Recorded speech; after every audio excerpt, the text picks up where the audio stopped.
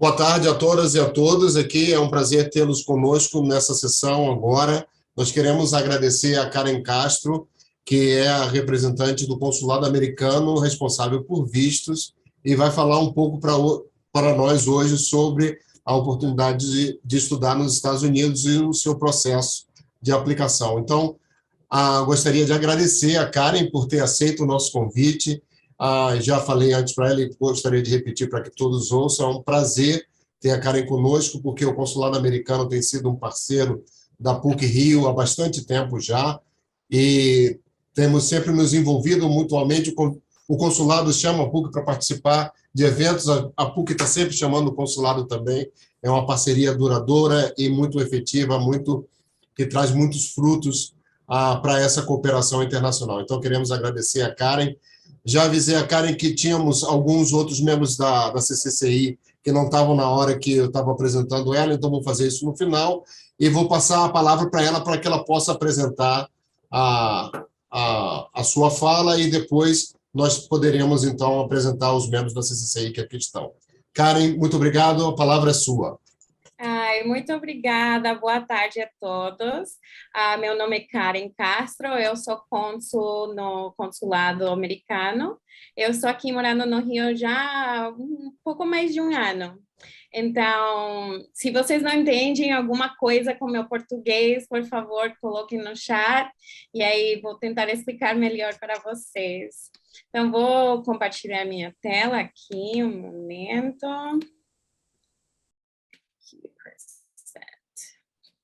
Ok. E hoje vamos falar sobre vistos de estudantes e como é o processo. Tem algumas informações aqui na apresentação que eu não vou falar em detalhes, porque vocês são estudantes da PUC e algumas dessas informações não são relevantes. Ok, então, primeiramente, aqui temos a informação de que é um visto, a definição sobre isso. O que é importante notar aqui é que solicitar um visto americano é muito fácil. A maioria dos pedidos são aprovados e existem muitos recursos disponíveis para vocês obterem informações e não precisam pagar, tipo, um despachante ou outra pessoa para conseguir esses recursos. Tudo está disponível grátis, de graça online. E aqui tem opções de onde estudar. A maioria dos estudantes da PUC vão estudar em universidades, já que vocês têm parcerias lá nos Estados Unidos. Então, como vão começar? Vocês na PUC têm a Education USA, que é tipo um desses recursos que estava falando de graça, que você pode obter informações sobre oportunidades, bolsas, coisas assim. E aí vocês podem fazer suas pesquisas antes de começar todo o processo. Então, o primeiro passo antes de começar tudo isso, é se matricular na instituição que você deseja. Ali, a universidade vai dar para você um I-20, que é um FOM, para um visto FOM, ou um DS-2019. Esse é para os vistos Js. E aí, quando você começa esse processo, você tem que ver se você verifica que seu passaporte está válido. O Brasil é isento da regra dos 6 meses. Então, assim, se você tem um passaporte que vai vencer em 6 meses, está bem. Só que você, por exemplo, já vai fazer sua entrevista, o pessoal vai colocar o visto no passaporte, depois ele vence, aí você vai ter que viajar com 2 passaportes, o vencido, que tem o visto atual, e o novo passaporte. E aí, eu tinha mencionado os vistos F e M e J. Então, os vistos F e M geralmente são para cursos de inglês, graduação, pós-graduação e doutorado. Os J são mais para pesquisas, tem o programa de Summer Work and Travel, fazer estágio, fazer algum treinamento.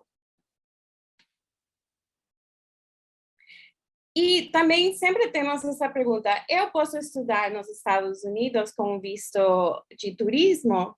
Em realidade, a resposta é depende, mas como que não?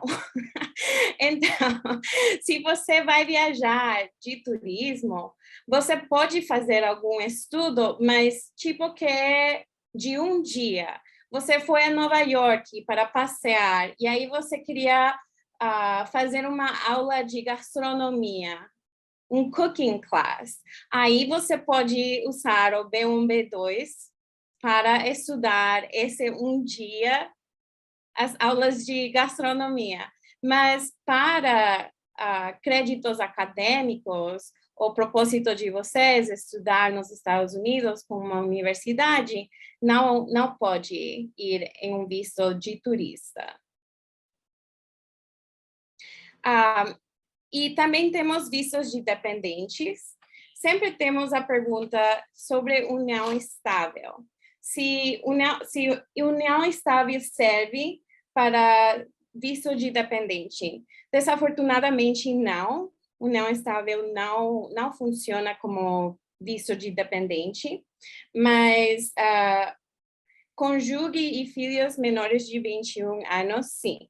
Também, outra coisa que estudantes perguntam é, meus pais podem ir comigo, como um F2, ou J2, ou M2? Desafortunadamente, não. Mas eles podem pedir um visto de turista, e aí podem viajar com vocês, ajudar vocês a se arrumar as coisas, e aí podem retornar ao Brasil. Então, vamos falar um pouco verdadeiramente quais são os passos depois de ter se matriculado na universidade. Aqui temos uma website que eu posso enviar no chat depois da apresentação. Você vai nessa website e você pode preencher o formulário TS-160. Essa é a tipo aplicação para o visto de estudante.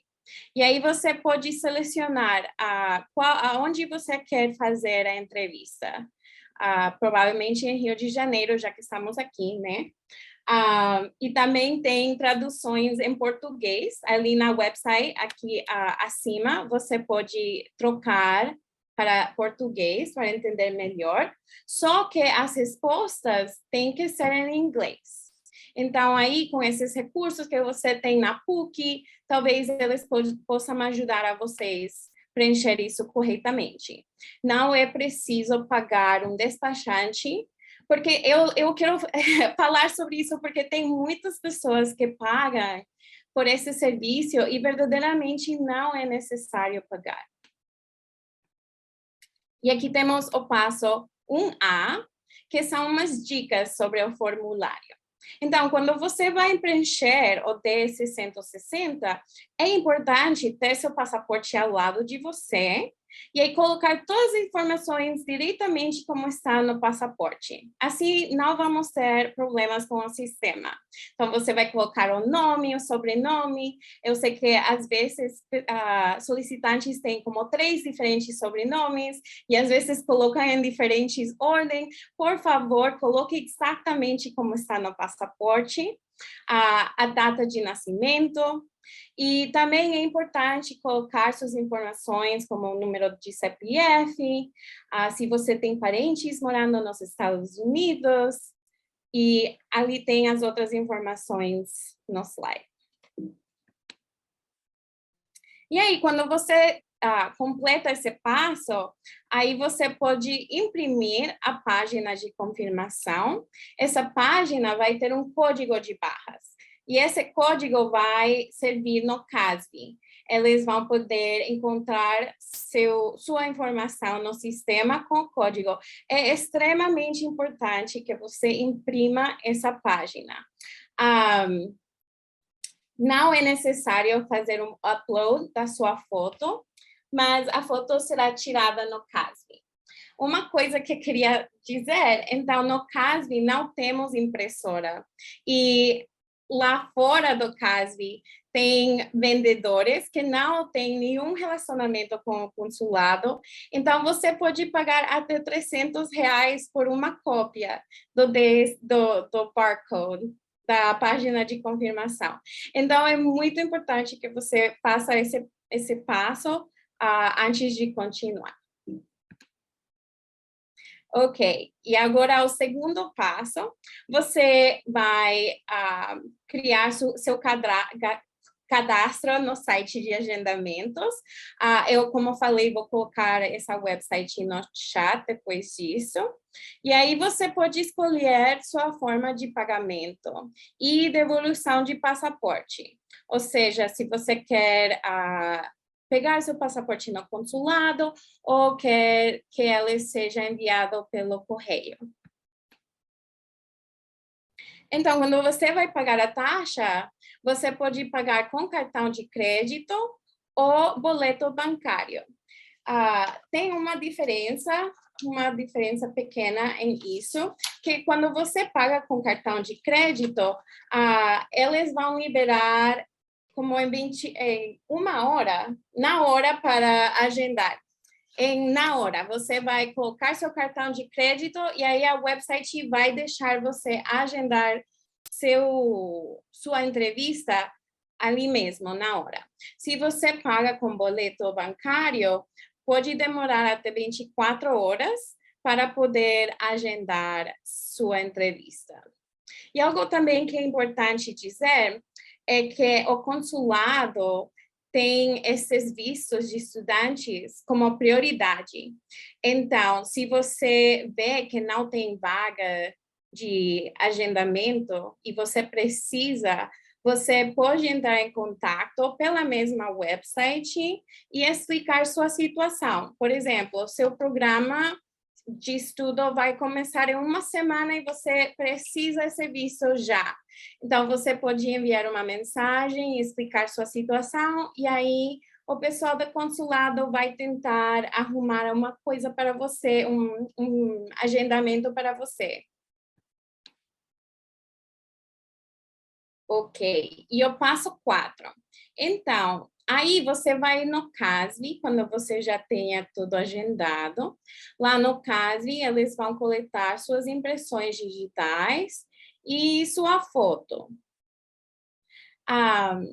É possível, aqui no Rio de Janeiro, fazer os agendamentos do CASB o mesmo dia que sua entrevista no consulado.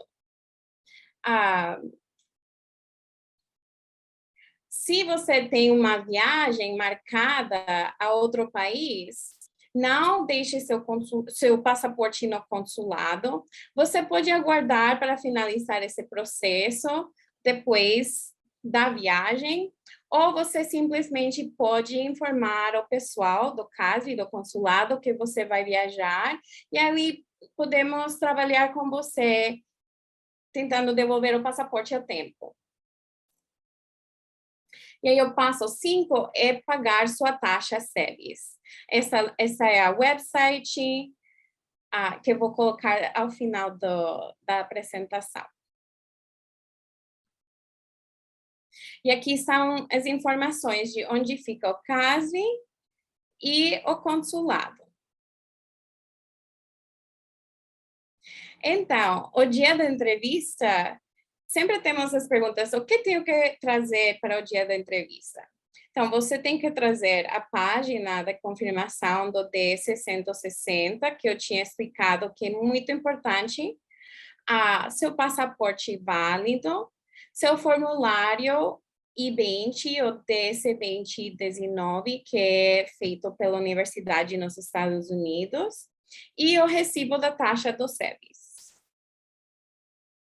E também pode ser que o vice-cônsul, o cônsul, requer documentos adicionais. Então, você pode trazer uma cópia da sua capacidade financeira para pagar a universidade, por exemplo, algo mostrando a renda mensal de seus pais, se seus pais vão pagar, ou ou se você tem um emprego, algum documento sobre isso. A comprovação de suas qualificações acadêmicas e documentos que comprovem vínculos ao Brasil. Provavelmente, se você é estudante e ainda está morando com seus pais, vai ser mais vínculos relacionados a seus pais. E também temos essa pergunta de, ok, já peguei meu visto, quando posso viajar? Você pode viajar com o visto de estudante a partir de 30 dias antes da data do início do programa. Essa data está indicada no I-20 ou DC-2019. Se você precisa ir com antecedência, você pode entrar com seu visto de turista, mas ali fica um pouco mais complicado, porque lá nos Estados Unidos você vai ter que trocar de status de permanência com imigração lá e dizer, eu entrei como turista, mas agora vou ser estudante. E aí já é outro processo. Umas coisas importantes. Quando você termina seu programa com o visto F, você pode ficar até 60 dias após a data final, ou com os vistos M ou J, você pode ficar até 30 dias após a data final. E também é importante vocês saberem que a imigração nos Estados Unidos tem a palavra final. Nós, no consulado, claro, estamos ajudando com esse processo, mas a imigração lá é que tem a palavra final. Também é muito importante, como eu tinha falado, tem muitos recursos de graça que você tem disponível para ajudar com esse processo de visto estudantil, mas também, desafortunadamente, tem fraude.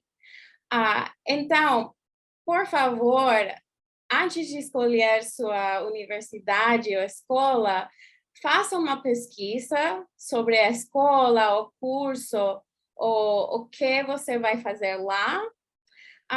Também é importante saber que correspondências oficiais do governo americano sempre terminam em .gov. Qualquer outro e-mail não é nosso. E em caso de convites enviados por e-mail ou correspondência, por favor, observe erros gramaticais, a pontuação e carimbos. Também temos que dizer isso, porque às vezes estudantes ficam nervosos e alguém fala para eles, você deveria trazer este documento que não é verdadeiro, mas vai mostrar que você tem vínculos aqui no Brasil. É importante você trazer todo de legalmente, porque isso, se você trazer alguma coisa de fraude durante a entrevista, isso vai ter consequências que pode afetar você a longo prazo. Podemos fazer investigações, recusa da atual solicitação de visto. Também pode resultar em uma inelegibilidade permanente. E também tem possibilidade de processo judicial. Então, é muito importante vocês, quando se preparem para a entrevista, trazer tudo legalmente, né? E aí, se você encontra alguém tentando de vender documentos de fraude, pode fazer uma denúncia, que é esse e-mail que está na apresentação, denuncias@state.gov. E aqui temos mais informações na website de travel.state.gov. Essa website tem mais informações gerais sobre os vistos de estudantes e outros vistos disponíveis. Essa website da Embaixada e Consulados dos Estados Unidos tem mais informações sobre o que eu falei hoje, sobre o CASB, sobre nossas horas de atendimento, coisas assim. E aqui tem outros links importantes que vocês podem procurar como parte da sua pesquisa. Como eu tinha falado, tem muitos recursos de graça para você não pagarem para um despachante. Tem o programa do Fulbright, aqui no j1visa.state.gov tem mais informações sobre o visto J. Já tínhamos falado sobre Education USA. E também o consulado está disponível sobre as mídias sociais, como o Facebook e o Instagram. E antes de ler as perguntas no chat, sempre estamos fazendo essas apresentações e o pessoal tem perguntas similares. Então, vou responder algumas dessas perguntas e depois vamos ver as perguntas no chat. Então, a primeira pergunta é: inglês é requisito para solicitar visto de estudante? Então, a resposta disso é depende. Vocês, por exemplo, na PUC, provavelmente, se vocês vão fazer um curso mais avançado, provavelmente sim, vão ter que explicar um pouco sobre o programa em inglês. Mas se você vai fazer um curso de de inglês, não. Nós entendemos que o propósito da viagem é que você vai aprender inglês, então não precisa falar inglês. Tínhamos falado sobre a união estável e se podem pedir um visto derivado. A resposta é desafortunadamente não. Meu visto de estudo ainda está válido, preciso tirar outro visto. Então, para essa pergunta, também depende quantos meses você ficou fora dos Estados Unidos. Se for menos de 5 meses, pode ser que não precisa tirar outro visto. Mas também depende do tipo de programa que você vai fazer. É o mesmo programa na mesma universidade? Se assim, pode viajar. Mas se é outro tipo de programa ou outra universidade, tem que solicitar outro visto. Tenho visto válido no passaporte antigo. Como posso transferir o visto para o passaporte novo? Então, desafortunadamente, não pode transferir o visto para seu passaporte novo. Você vai ter que viajar com os 2 passaportes.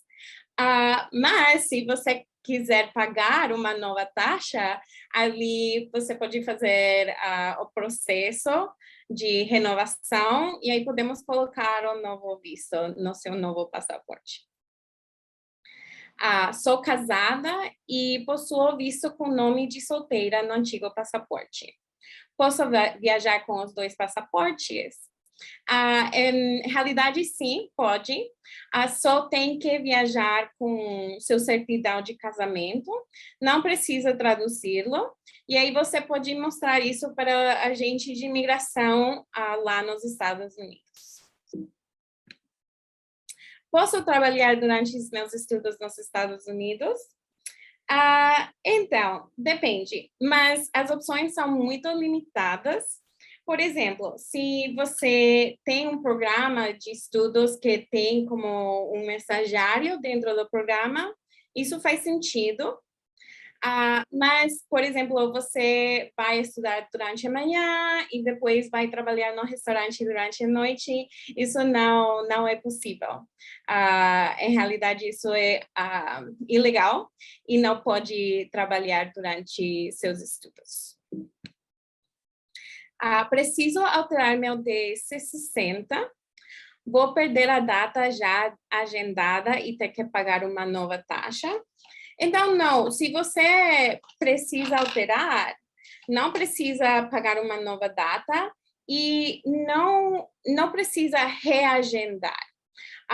Você pode corrigir na website e aí você vai imprimir essa página de confirmação com o barcode e levar isso ao CASB.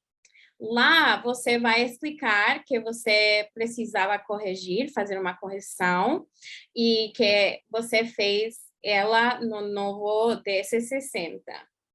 Ali eles vão poder ajustar as mudanças que você fez no formulário. E isso é tudo para nossa apresentação. Eu vou ver aqui no chat, eu não sei se tem alguém ajudando, lendo informações do chat. Pode deixar que estamos ajudando você. Sim. Karen, eu quero agradecer, você salvou minha vida. Tem vários alunos aqui que estão participando da apresentação, que vão agora, no segundo semestre, para os Estados Unidos, e as perguntas foram exatamente as que você fez. Então, muito obrigada, porque assim nos ajudou muito. Principalmente a parte da gente falar sempre que os alunos podem ter calma, que o visto vai chegar a tempo. Eles já saem da nossa universidade para universidades conveniadas, então a gente já verificou essa primeira parte, né? A gente já verificou o comprovante de proficiência, ele está indo para uma universidade conveniada que vai ajudar a gente a ter o visto, né? Então não tem muitas questões que são fora do esquema, né? E que eles realmente têm prioridade. A gente sempre fala isso. Eles têm prioridade, eles não têm que se preocupar se a universidade demora um pouco mais para mandar o visto. Nesse momento, a maioria já está chegando no momento de receber o documento do visto, né? Que aí vai receber e vai marcar no consulado a visita. Não sei se alguém tem alguma pergunta mais específica que esteja na sala. Leonardo.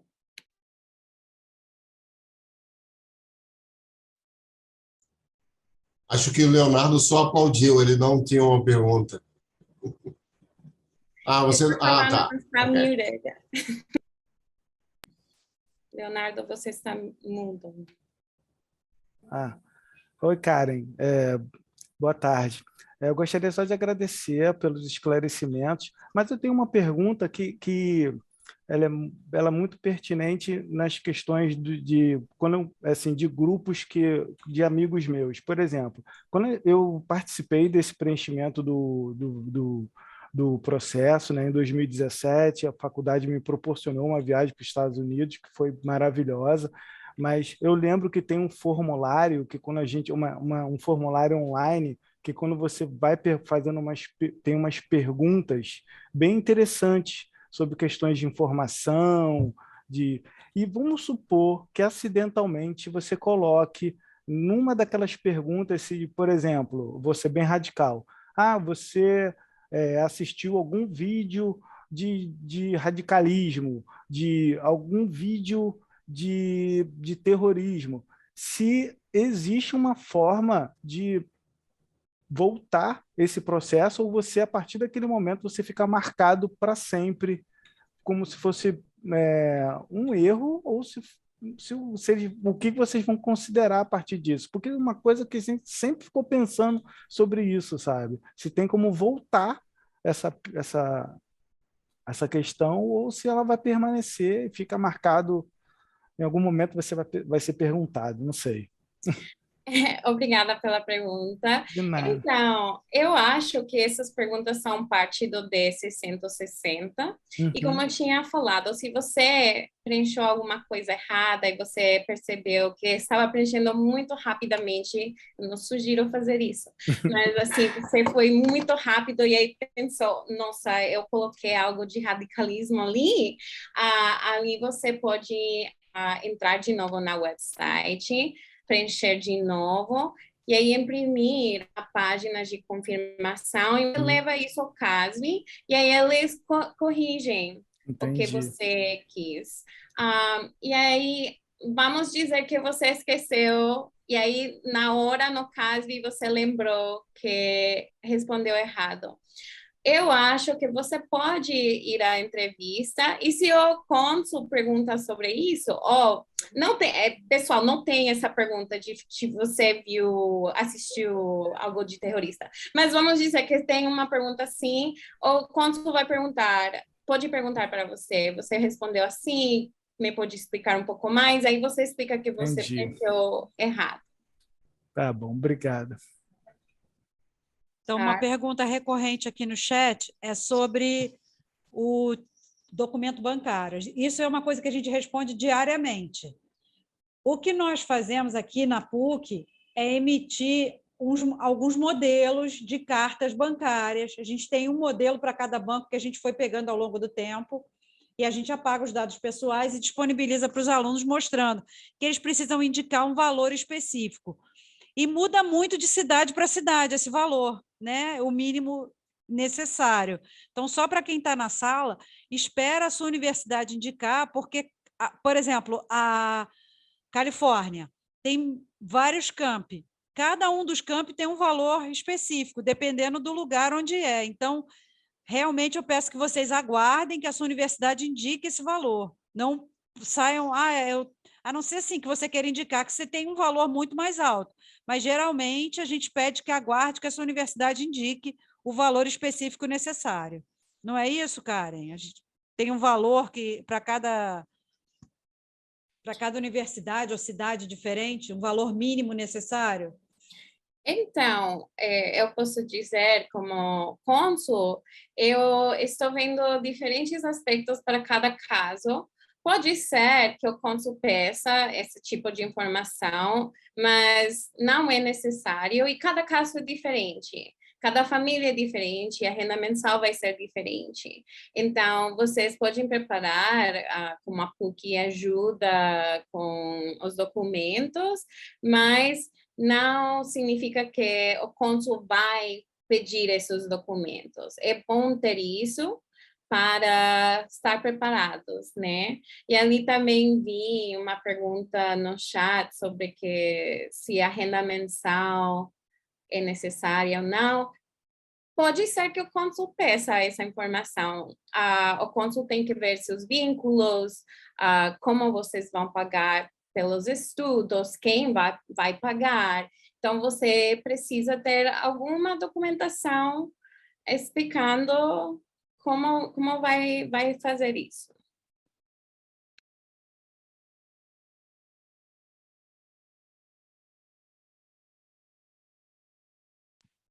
Tem outras perguntas?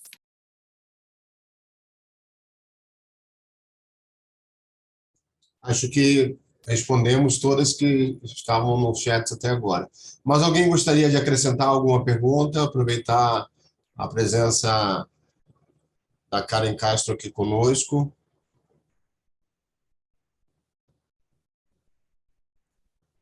Eu fiquei muito contente, Karen, que o processo de vocês é muito similar ao que o aluno seu, americano, quando vem para cá, enfrenta. O Leonardo é o responsável pelo cuidar dos vistos, aí a pergunta dele. Os alunos enfrentam um processo muito similar a esse, só que vocês fazem com antecedência. O aluno aqui é que vai responder todas essas diante da Polícia Federal. Então, eu gostei de saber que o processo é bem similar. Obrigada. E obrigada, Leonardo, por nos ajudar, os estudantes americanos. Karen, você vai disponibilizar essa apresentação para a gente?